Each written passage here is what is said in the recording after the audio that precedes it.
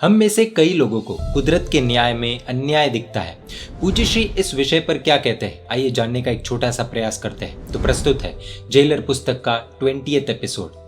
कई ऐसे लोगों की जिंदगी में भी कष्ट देखने में आते हैं जो फरियाद के स्वर में गुरु भगवंतों से पूछते हैं कि महाराज साहिब, हमने जीवन में ऐसा कोई पाप नहीं किया है, किसी का बुरा तो किया ही नहीं, बुरा कभी सोचा भी नहीं है, उल्टा जितना संभव हो दूसरों का भला हो ऐसे ही काम करते हैं, फिर भी हमारे जीवन में इतने दुख है, हम तो थक गए हैं महाराज, कुदरत का यह कैसा न्याय है। इस शंका का समाधान करने के लिए पूज्य श्री एक कहानी सुनाते हैं। एक रमेश नाम का व्यक्ति किसी रास्ते से गुजर रहा था। मार्ग में एक होटल देखी, वहां पर एक बोर्ड लगाया हुआ था जिसमें लिखा था कि आइए हमारे होटल में मनपसंद भोजन लीजिए, बिल आपसे नहीं लिया जाएगा बल्कि आपकी छठी पीढ़ी से हम वसूल कर लेंगे। बोर्ड देखते ही रमेश खुश हो गया, सोचने लगा कि अब दूसरी जगह पर क्यों जाना, इसी होटल में मस्त पेट भरकर खा लेता हूँ। छठी पीढ़ी किसने देखी है, कौन तो इतना लंबा हिसाब देखेगा, कौन इतना लंबा हिसाब कर पाएगा और कौन इतना वसूल कर पाएगा। छठी पीढ़ी तक तो बात जाने से रही, फिलहाल मैं तो मुफ्त में ही खाना खा लेता हूँ, और अगर मुफ्त में ही खाना है तो मैं अकेला ही क्यों, पत्नी और बच्चों को भी क्यों ना बुला लिया जाए। रमेश अपने घर गया और कहा कि आज खाना मत पकाना, आज तुम सबको होटल लेकर जा रहा हूँ और आज नो कंट्रोल, जिसको जो खाना है और जितना खाना है खाओ, मैं आज किसी को भी मना करने वाला नहीं हूँ। पत्नी ने पूछा, क्यों जी, आज कोई लॉटरी लगी है क्या?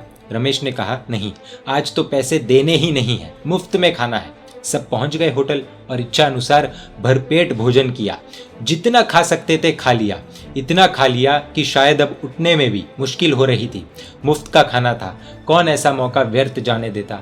जब मुश्किल से उठकर चलने लगे तो बिल आया, खोलकर देखा तो अमाउंट लिखा था 2000 रुपए। रमेश चौंक उठा, आघात और आश्चर्य के भाव लेकर मैनेजर के पास गया। माथे से पसीना टपक रहा है और बोला कि जनाब, आपने तो बोर्ड लगाया है कि पैसे छठी पीढ़ी से वसूल किए जाएंगे, फिर ये बिल मुझे क्यों दिया जा रहा है? मैनेजर ने शांतिपूर्वक जवाब दिया कि सर, ये बिल आप लोगों ने जो खाया है उसका नहीं है, ये तो आपकी पहले की जो छठी पीढ़ी खा गई थी उसका बिल है जो आपको देना होगा। रमेश के पैरों के नीचे से जमीन खिसक गई। बस इसी तरह पीढ़ी की जगह पर हमें यह उदाहरण हमारे पूर्व भवों के साथ जोड़कर देखना है और समझना है। पूर्व भव में किया हुआ है उसका बिल आने वाले कोई ना कोई भव में तो चुकाना ही पड़ेगा। पूज्य श्री कहते हैं कि हमें हमेशा याद रखना है कि इस जन्म में हम निर्धनता, पराभव, अपमान, पीड़ा, कष्ट, शारीरिक समस्या इत्यादि जो कुछ भुगत रहे हैं, इसमें से अधिकांश दुख जो हमने पूर्व जन्मों में किया है उसी बिल का भुगतान कर रहे हैं। इस भव में जो कुछ अच्छा या बुरा कर रहे हैं उसका शुभ या अशुभ फल तो प्राय आने वाले जन्मों में हमें मिलेगा। अतः अगर इस जन्म में पाप नहीं करते हैं, किसी का बुरा नहीं करते हैं, तो आप धन्यवाद के पात्र हैं और इसके फल स्वरूप अगले जन्म में सजा नहीं मिलेगी, परंतु पूर्व जन्म में जो अपराध किए हैं उसकी सजा तो यहाँ मिलेगी ही ना। इस विषय को क्रिस्टल क्लियर समझने के लिए भगवान महावीर स्वामी का जीवन देख सकते हैं। भगवान महावीर स्वामी ने भी अंतिम भव में कौन सा पाप किया था, किसका बुरा किया था, लेकिन 12.5 वर्ष तूफान की तरह उपसर्ग टूट पड़े।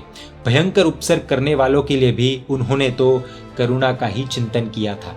करुणा के चिंतन के बावजूद उनको तो अनेकों उपसर्ग सहने पड़े थे। आखिर क्यों? क्योंकि प्रभु के कर्म भारी थे। जब 3 लोक के नाथ तीर्थंकर परमात्मा को भी कर्म सत्ता ने नहीं बख्शा है तो हमारी तो क्या हैसियत। सोचने वाली बात यह है कि 18वें भव में किए गए पाप की सजा प्रभु को 27वें भव में मिली। प्रभु के कान में कीले ठोके गए। किसी भी प्रकार की दलील या प्रतिकार किए बिना अत्यंत शांतिपूर्वक सजा सहन करने वाला या अन्य बातों में भी अत्यंत सौजन्यपूर्ण व्यवहार करने वाला कैदी अगर जेलर से कहे कि यहाँ आने के बाद मैंने क्या अपराध किया है जिसकी आप मुझे इतनी सजा दे रहे हैं, तो जेलर क्या कहेगा? यही ना कि कैद खाने में आने के बाद तुम शांत रहते हो, धन्यवाद, परंतु यहाँ आने से पहले तुमने जो कुछ किया है उसकी सजा तुम्हें दी जा रही है। पूज्य श्री पूछते हैं कि यह बात हमारे जीवन में आने वाले दुखों के समान नहीं है क्या?